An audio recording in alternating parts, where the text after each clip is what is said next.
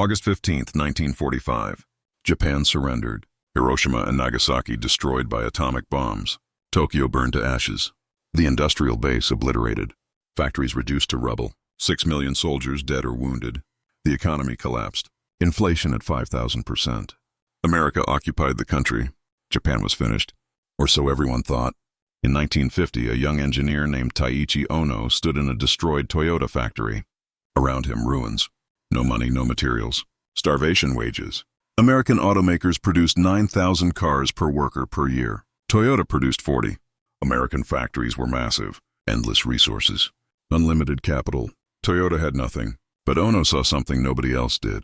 Waste. Everywhere. In American factories. In traditional manufacturing. Overproduction. Waiting. Transportation. Inventory. Motion. Defects. Overprocessing. 7 deadly wastes. He decided to eliminate them all. By 1980, Toyota became the most efficient automaker on Earth. The Toyota production system revolutionized manufacturing worldwide. Just in time. Kaizen, Jidoka, Andon, Poka-yoke. Concepts that changed everything. Detroit collapsed. General Motors needed government bailouts. Ford lost billions. Chrysler nearly died. But Toyota? In 2008, Toyota became the world's largest automaker, surpassing General Motors after 77 years. They lost the war, but they won the industry. This is the story of how Japan rose from atomic ashes to dominate global manufacturing. August 6, 1945. 8:15 a.m., Hiroshima. An American B-29 bomber named Enola Gay dropped the first atomic bomb. Little boy. 66,000 people died instantly, vaporized. August 9th, Nagasaki. A second bomb. Fat man. 40,000 more dead. August 15th. Emperor Hirohito announced surrender. Japan's unconditional capitulation. The war was over. Japan had lost. The devastation was total. 200 cities firebombed. Tokyo burned. Osaka destroyed. Yokohama obliterated. Over 3 million Japanese dead. 6 million wounded. The industrial capacity reduced by 40%. Factories bombed. Railroads destroyed. Ports demolished. The economy collapsed. In 1945, Japanese GDP fell to half of 1941 levels. Inflation exploded. Prices increased 5,000% in 2 years. Food shortages everywhere. Starvation widespread. Black markets thrived. American occupation forces arrived. General Douglas MacArthur became Supreme Commander for the Allied powers. He controlled Japan completely. Rewrote the Constitution. Dismantled the military. Reformed the government. Restructured the economy. Japan was defeated, humiliated, destroyed. For Toyota Motor Company, the situation was catastrophic. The Kuromo plant near Nagoya was damaged. Production capacity severely limited. Workers were starving. Many had not eaten proper meals in months. Materials were impossible to obtain. Steel scarce. Rubber unavailable. Glass difficult to find. Capital completely exhausted. The company was technically bankrupt. In 1949, Toyota faced a financial crisis. Sales collapsed. Debts mounted. The company could not pay workers. Labor disputes erupted. Strikes threatened production. President Kiichiro Toyota resigned to take responsibility. His cousin Eiji Toyota became managing director. The company survived. Barely. This was the starting point. From atomic ashes, Toyota would rise. 1950. Eiji Toyota traveled to America. A 3-month study tour. His mission was simple. Learn from American automakers. Understand why they were so dominant. His first stop was Ford's River Rouge complex in Dearborn, Michigan. What he saw shocked him. The scale was unimaginable. River Rouge was not a factory.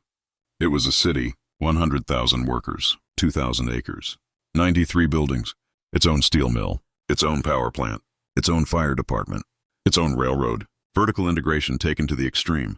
Raw materials arrived at one end. Iron ore, coal, limestone, sand, rubber. Finished automobiles rolled out the other end. Everything in-house. No suppliers needed. The production numbers were staggering. River Rouge produced 5,000 vehicles per day, 1 million per year. Ford's total global production exceeded 2 million cars annually. General Motors produced 3 million, Chrysler 1 million. Combined, Detroit's Big Three produced over 6 million vehicles per year. Then Eiji calculated productivity. American automakers produced approximately 9,000 cars per worker per year. 9,000. He compared this to Toyota. In 1950, Toyota employed 8,000 workers. Total production for the year, 11,000 vehicles. Productivity per worker, 1.4 cars per year. Not 1,400. 1.4. The gap was not 2 to 1, not 5 to 1, not even 10 to 1. It was more than 6,000 to 1.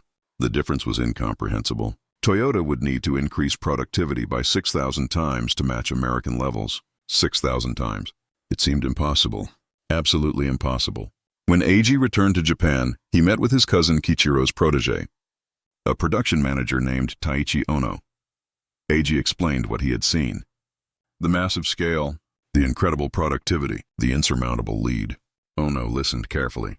Then he said something unexpected. Americans are wasteful. We can catch them in 3 years. Everyone thought he was crazy. Taiichi Ohno was born February 29, 1912, in Dalian, Manchuria, then part of the Japanese Empire. His family moved to Nagoya when he was young. He studied mechanical engineering at Nagoya Technical High School. In 1932, at age 20, he joined Toyota Boshoku, the Toyota family's textile machinery company. Sakichi Toyota, the founder, had invented the automatic loom, a revolutionary machine. If a thread broke, the loom stopped automatically. Jidoka, automation, automation with human intelligence. Ohno learned this principle deeply. In 1943, Ohno transferred to Toyota Motor Company. He worked in engine manufacturing, then assembly. He observed everything, questioned everything. After the war, Toyota was desperate. Productivity was abysmal. Quality was poor. Costs were crushing. The company nearly went bankrupt in 1949. Kichiro Toyota, the president, gave Ohno a mission: improve productivity, match American levels, in 3 years. The target seemed insane. American factories produced 9,000 cars per worker. Toyota produced less than 2, a gap of 4,500 to 1. How could they close it? Ohno studied American methods obsessively. He read everything he could find: Henry Ford's books, scientific management texts, industrial engineering papers. He visited American military bases in Japan, observed their logistics, their supply systems. He went to American supermarkets, watched how they restocked shelves, and slowly Ohno developed a vision. Americans had resources, capital, scale, but they were wasteful, massively wasteful. Overproduction, excess inventory, waiting, transportation, motion, defects, rework, 7 types of waste. Muda in Japanese. Ohno believed if Toyota eliminated waste, they could match American productivity, even without resources, even without capital, even without scale. Over the next 30 years, Ohno built the Toyota production system.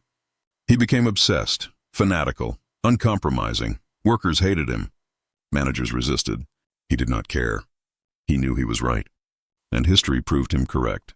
Taiichi Ohno identified 7 deadly wastes in manufacturing. Muda. These wastes added no value, only cost. Eliminating them became his obsession. The first waste was overproduction, making more than customers ordered, making things earlier than needed. This was the worst waste. He created all other wastes. Overproduction required excess inventory, which required storage space, which required handling, which required transportation, which tied up capital. American factories loved large batches, economies of scale, make thousands at once, reduce setup time per unit. But this created mountains of inventory, work in process everywhere, parts aging, becoming obsolete, tying up cash. Ohno hated it. The second waste was waiting. Workers standing idle, machines sitting unused, waiting for parts, waiting for instructions, waiting for repairs. In American factories, waiting was everywhere. Workers stood around, chatted, smoked cigarettes. Ohno saw this as theft, stealing time, stealing wages, stealing value. The third waste was transportation, moving materials unnecessarily, forklifts driving back and forth, parts traveling across the factory, multiple handling. Each move added cost, added time, added risk of damage. Ohno wanted everything close, minimal movement, direct flow. The fourth waste was overprocessing, doing more than required, tighter tolerances than necessary, more features than customers wanted, more inspection than needed, more polishing, more complexity. Americans over-engineered everything. Ohno wanted simplicity, exactly what the customer needed, nothing more. The fifth waste was inventory, excess raw materials, excess work in process, excess finished goods. Inventory tied up capital, required storage, required handling, created confusion. hid problems. Ohno wanted zero inventory, or as close as possible, just in time. The sixth waste was motion. Unnecessary worker movements, bending, reaching, walking, searching. Each motion wasted time, wasted energy. Ergonomic layouts minimized motion, everything within reach. The seventh waste was defects, making bad parts, which required rework or scrap. Defects were the most obvious waste, but also the easiest to hide. Pass defects downstream. Let someone else fix them. Ohno demanded perfection. Build quality in. Stop the line if defects appear. Fix problems immediately. These 7 wastes became the foundation of the Toyota production system. Eliminate waste. Add value. Nothing else matters. 1956.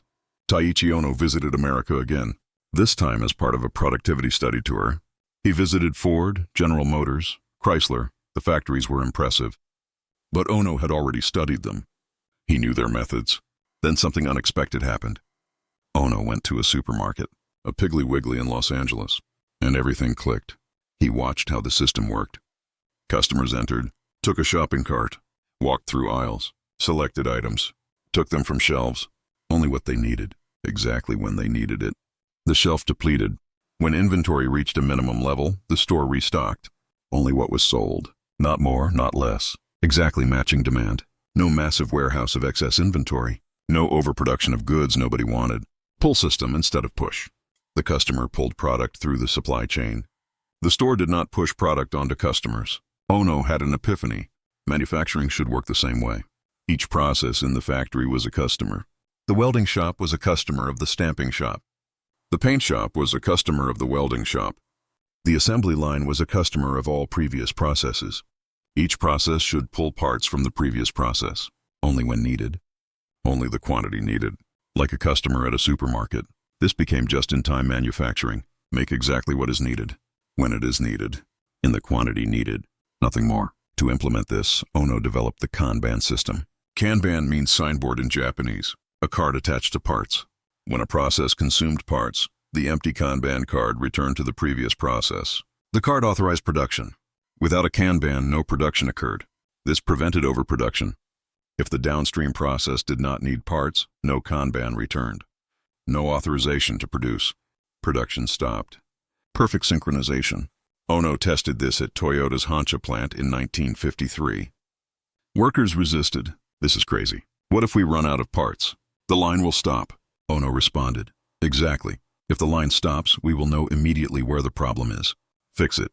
American factories had 2 weeks of inventory. Toyota aimed for 2 hours. Then 2 minutes. Eventually seconds. Just-in-time revolutionized manufacturing worldwide. Seiichi Toyota founded the Toyota family fortune on one invention, the automatic loom. In 1924, Toyota invented a loom with a revolutionary feature. If a thread broke, the machine stopped automatically. This was groundbreaking. Previous looms kept running, even with broken threads, producing defective fabric, wasting material, wasting time. Toyota's loom detected problems, stopped immediately, alerted the operator. The operator fixed the issue, restarted the machine. Only good fabric was produced. Toyota called this Jidoka, automation, not automation. Automation, automation with human intelligence. Machines with the judgment to stop when problems occurred. This principle became foundational to Toyota's manufacturing philosophy. Kiichiro Toyota, Seiichi's son, applied Jidoka to automobile production. He installed stop mechanisms on every machine. If anything abnormal occurred, the machine stopped. But he went further.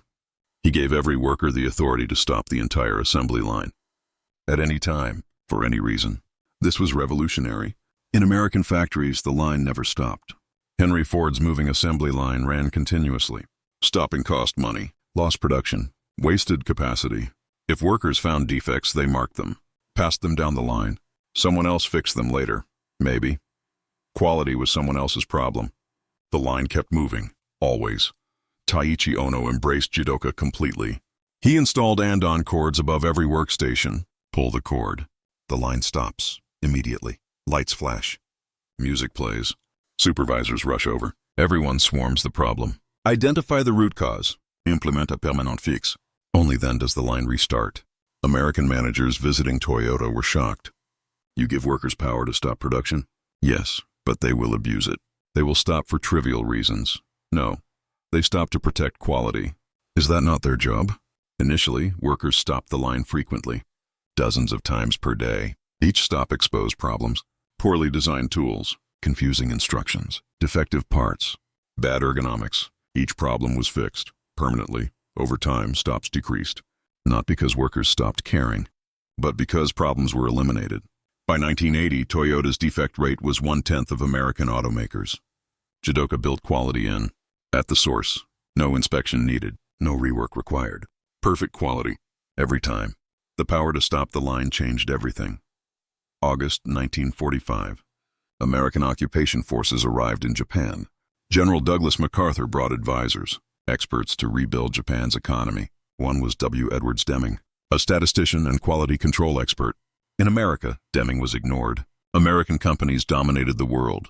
General Motors was the largest corporation on earth. Ford was printing money.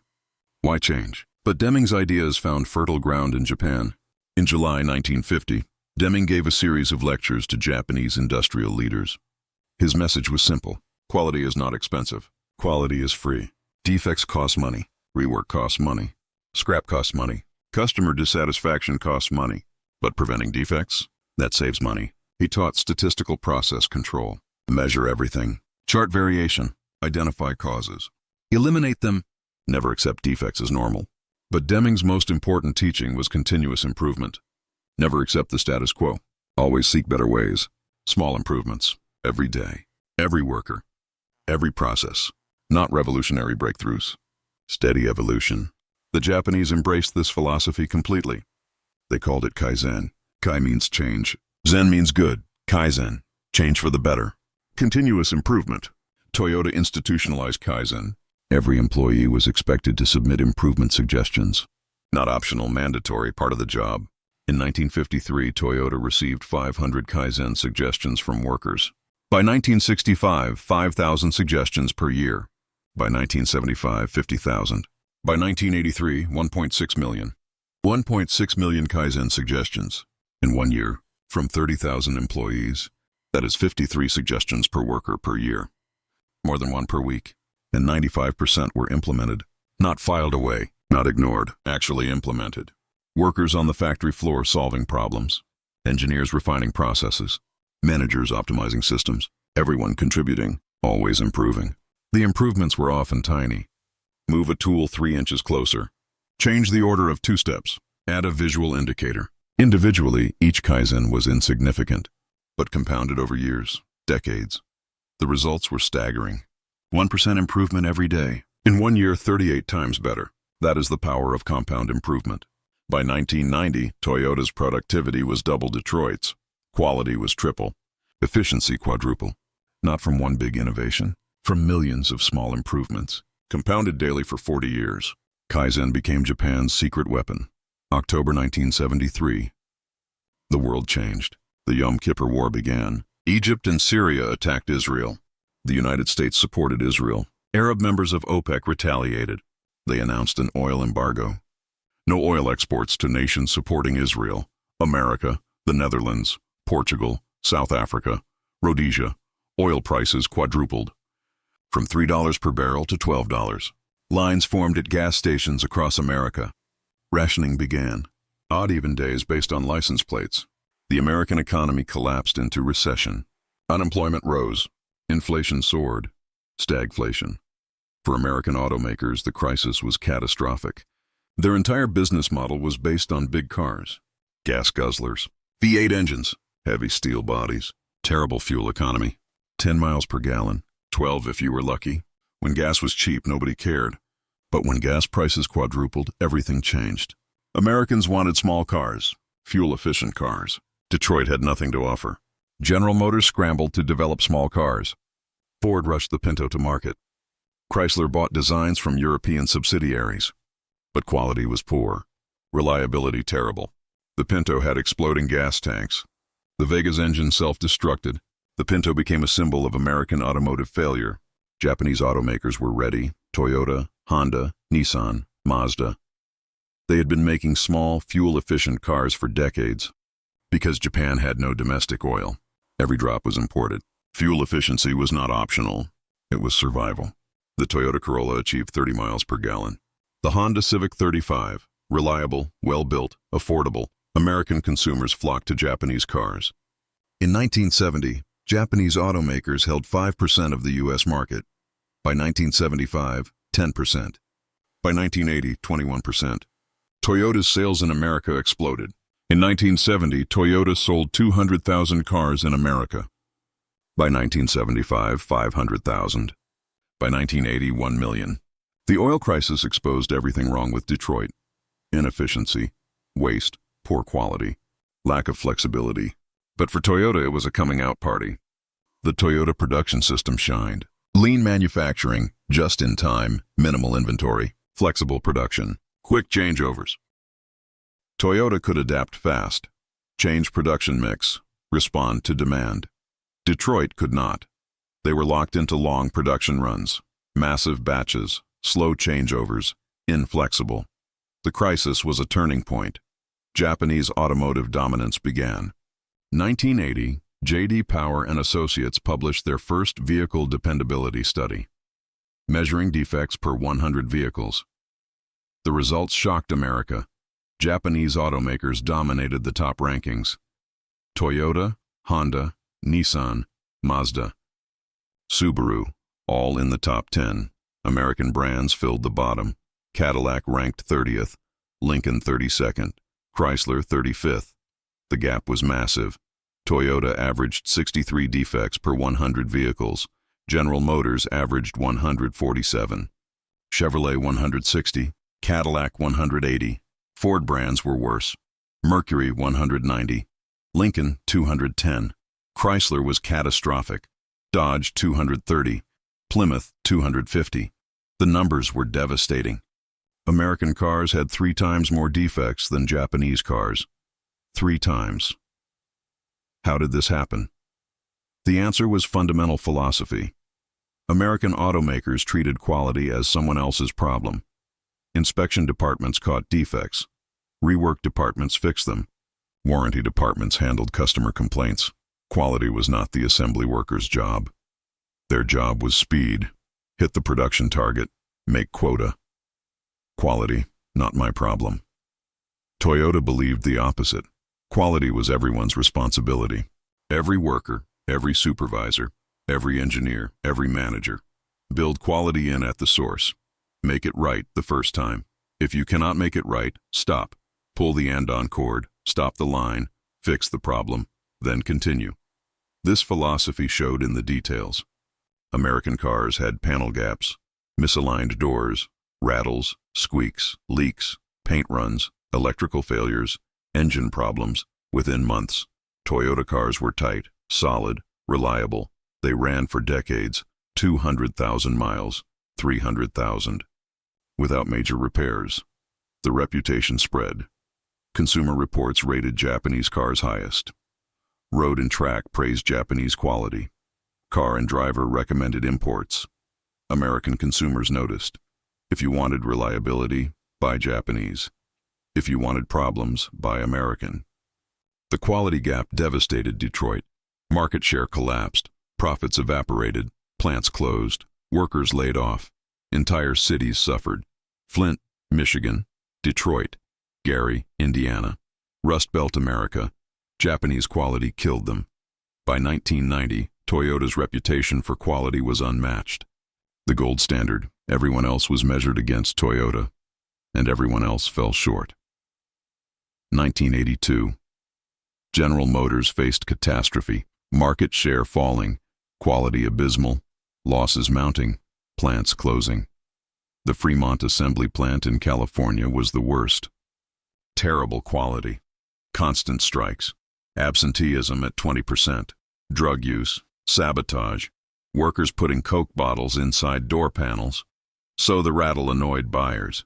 GM closed the plant in March 1982. Laid off all 5,000 workers. But Toyota saw an opportunity. They wanted to build cars in America. Avoid import restrictions. Reduce shipping costs. Learn to operate in America. But starting from scratch was risky. What if American workers could not achieve Toyota quality? GM approached Toyota. Joint venture proposal, reopen Fremont together, NUMI, New United Motor Manufacturing Incorporated. Toyota hesitated. Partnering with a competitor seemed crazy, but the benefits were clear. Learn American labor relations, operate under UAW contracts. Test the Toyota production system in America. GM would get access to Toyota manufacturing methods. Toyota agreed. In December 1984, NUMI began production. Same plant, same union, many of the same workers. But everything else changed. Toyota sent managers from Japan. They taught the Toyota production system. Just in time. Jidoka, Kaizen, Andon cords, team leaders, quality circles. The transformation was stunning. Workers who sabotaged GM cars became passionate about quality at NUMI. Why? Toyota treated them with respect, listened to their ideas, implemented their suggestions, gave them responsibility, trusted them. The results spoke for themselves. At GM Fremont, defects per vehicle averaged 7. At NUMI, less than 1. Productivity doubled. Quality matched Toyota plants in Japan. Consumer Reports rated NUMI-built vehicles equal to Japanese imports. GM executives visited NUMI. They watched the system work, studied the methods, took notes, brought consultants, made videos, then returned to Detroit and changed nothing. They could not accept the fundamental truth. The problem was not workers. The problem was management, the system, the culture, respect for people, continuous improvement, building quality in. GM wanted the results without changing the system. It did not work. NUMI proved the Toyota production system worked anywhere, with any workers, in any culture. If management committed, GM proved the opposite. You can lead a horse to water, but you cannot make it drink. NUMI operated successfully until 2010. Toyota learned how to manufacture in America. GM learned nothing. 1985. The Plaza Accord. 5 nations agreed to devalue the US dollar, appreciate other currencies, particularly the Japanese yen. The goal was to reduce America's trade deficit. The yen had traded at 240 to the dollar. After Plaza, it strengthened to 120. Japanese exports became expensive overnight. American consumers faced sticker shock. A Toyota that cost $10,000 now cost $20,000. Japanese automakers had 2 choices: raise prices and lose market share, or build plants in America. They chose America. Toyota opened Georgetown, Kentucky in 1986. Honda had already opened Marysville, Ohio in 1982. Nissan opened Smyrna, Tennessee in 1983. Mazda, Mitsubishi, Subaru, all followed. By 1990, Japanese brands produced 1 million cars annually in America. But something else happened in Japan, the bubble economy. With a strong yen, Japanese assets exploded in value. Real estate prices doubled, then tripled, then quadrupled. Tokyo land prices hit insane levels. The Imperial Palace grounds were worth more than all of California. Stock markets soared. The Nikkei reached 38,915 in December 1989. Companies made more money speculating on real estate than manufacturing products. Banks lent recklessly. Everyone borrowed. To buy property, to speculate on stocks, to invest in golf course memberships. Insanity. Many Japanese manufacturers abandoned discipline. Nissan expanded wildly. Too many models, too many dealers, too much complexity. Honda pursued Formula One racing. Expensive, distracting. Mazda bought controlling interest in 5 European automakers. Why? Because they could. Toyota resisted. Eiji Toyota, now chairman, preached caution. Do not get caught up in speculation. Focus on manufacturing, improve quality, reduce costs, respect for people, long-term thinking. Toyota continued investing in production technology, supplier relationships, worker training, Kaizen. While others speculated, Toyota improved. In 1991, the bubble burst. Land prices crashed. Stock markets collapsed. The Nikkei fell to 14,000. Banks failed. Companies went bankrupt. The lost decade began. Japanese economic growth stopped. Nissan nearly died. Renault acquired them in 1999. Honda struggled. Mazda required Ford bailout. Mitsubishi collapsed. But Toyota, stronger than ever, because they never lost focus, never chased bubbles, never abandoned the Toyota production system. Discipline, long-term thinking, continuous improvement. While competitors fell, Toyota rose. In 2007, Toyota surpassed General Motors. After 76 years, GM lost the crown. Toyota became the world's largest automaker. Not through speculation, through manufacturing excellence. 2008, the global financial crisis. Lehman Brothers collapsed. Banks failed. Credit froze. Stock markets crashed. The auto industry faced extinction. In America, sales collapsed. From 17 million vehicles in 2007 to 10 million in 2009, a 40% drop. General Motors filed for bankruptcy in June 2009, the largest industrial bankruptcy in history. Chrysler filed in April 2009. Both required government bailouts. Tens of billions in taxpayer money to prevent total collapse. Ford avoided bankruptcy. Barely. They mortgaged everything, including the blue oval logo. Borrowed $23 billion. To survive, Toyota felt the crisis too. Global sales fell. For the first time in decades, Toyota reported losses. But they did not need bailouts. Did not fire workers. Did not close core plants. They had cash reserves, lean operations, flexible production. They weathered the storm. When the crisis ended, the landscape had changed.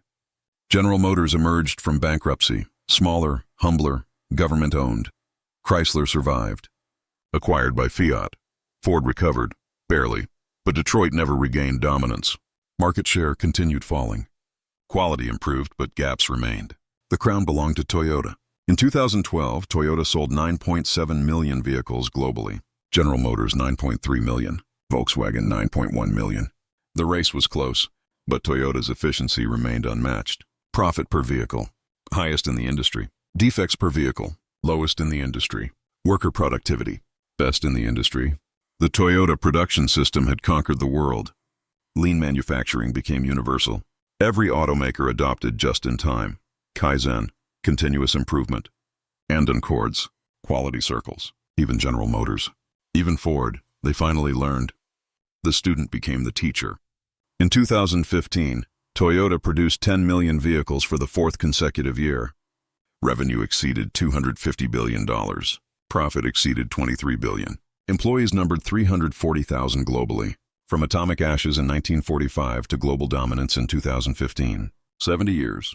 The transformation was complete. Japan lost the war, but Taiichi Ohno won the industry. The Toyota production system changed manufacturing forever. Not just automotive, everything. Hospitals, restaurants, software, construction, airlines. Every industry adopted lean principles. Eliminate waste. Build quality in. Respect people. Continuous improvement. These ideas started in a ruined factory in 1950, with one obsessed engineer, who refused to accept that productivity gaps were insurmountable, who believed waste was the enemy, who built a system that conquered the world. They lost the war, but they won the industry. Today, the Toyota production system is not just automotive history. It is business school curriculum, manufacturing philosophy, industrial standard. Lean manufacturing has spread to every industry, every country, every type of organization. Hospitals use lean principles to reduce patient wait times, eliminate medical errors, improve outcomes. Virginia Mason Medical Center in Seattle adopted TPS completely, reduced defects by 50%, increased patient satisfaction, saved millions. Software companies use lean startup methodology, minimum viable product, rapid iteration, continuous deployment, fail fast, learn faster. Eric Ries built an entire movement on Toyota principles applied to startups. Construction companies use lean construction. Last planner system. Pull planning, just-in-time delivery. Eliminate waste on job sites. Reduce delays. Improve safety. The Turner Construction Company cut project times by 30% using lean. Restaurants use Toyota methods. Chipotle's assembly line is pure lean thinking. Visual workflow. Pull system. Quality at the source. McDonald's entire operation is based on standardized work and continuous flow. Even government agencies adopted lean. The U.S. Environmental Protection Agency, Lean Government Initiative, reduce paperwork, speed approvals, serve citizens better. The core principles endure. Eliminate waste, build quality in, respect people, continuous improvement. These ideas transformed the 20th century, and they continue transforming the 21st. Taiichi Ohno died in May 1990. He was 78 years old. He never won a Nobel Prize, never became a celebrity, never sought fame, but his impact exceeded almost anyone in the 20th century. He took a destroyed company and a defeated nation, and built the most efficient manufacturing system in human history. Eiji Toyota died in September 2013, age 100. He led Toyota for decades, from ruins to dominance, from 40 cars per worker to 9,000, from local obscurity to global supremacy. Today, Toyota continues operating under TPS principles, still practicing Kaizen, still pulling Andon cords, still eliminating waste, still respecting people. The system works. 75 years later, the legacy is permanent. They lost the war, but they won the industry and changed the world forever.